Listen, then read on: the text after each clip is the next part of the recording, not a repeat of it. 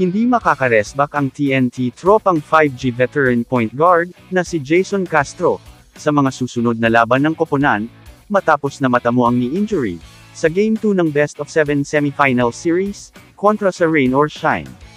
Ngayon ang TNT ay naghahanap ng Grand Slam nang walang Jason Castro, Mikey Williams, at RHJ.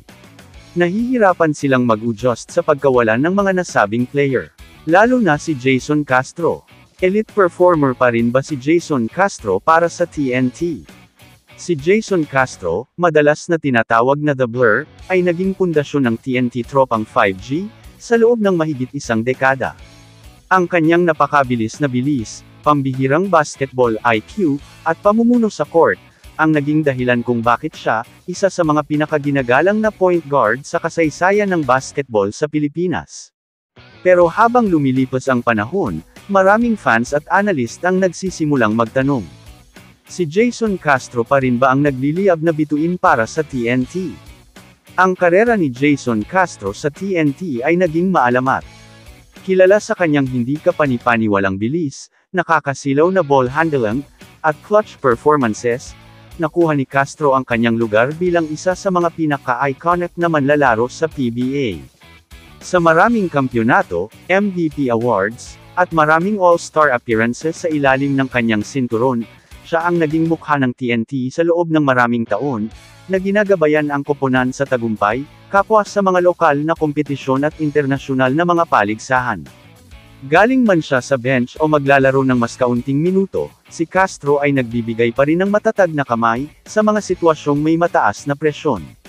Ang kanyang kakayahan sa pagpasa at pangitain sa court, ay nagpapahintulot sa kanya na mapadali ang opensa ng TNT, na tinitiyak na ang koponan ay palaging nakasync.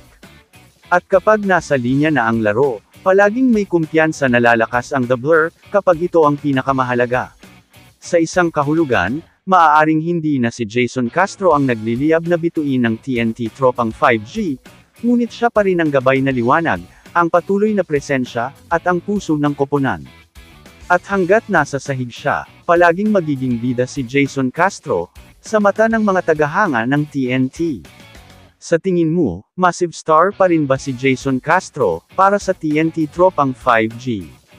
The Blur has been doing the Blur things for the longest time, isa ito marahil sa dahilan kaya maituturing na face of TNT katropa, si Jason Castro.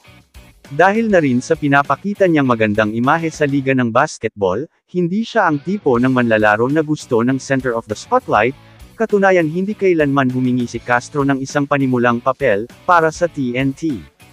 Kahit na siya ay isa sa pinakamahusay na player ng koponan mula noong 2011, kahit na sa panahon ng MVP na si Jimmy Alapag. The Blur lets his game do all the talking. Kamusta mga idol? Sports Zone PH para sa sports news and update. Kung bago ka pa lamang dito sa channel ko, pindutin mo na ang subscribe button at notification bell para lagi kang update sa mga sports news.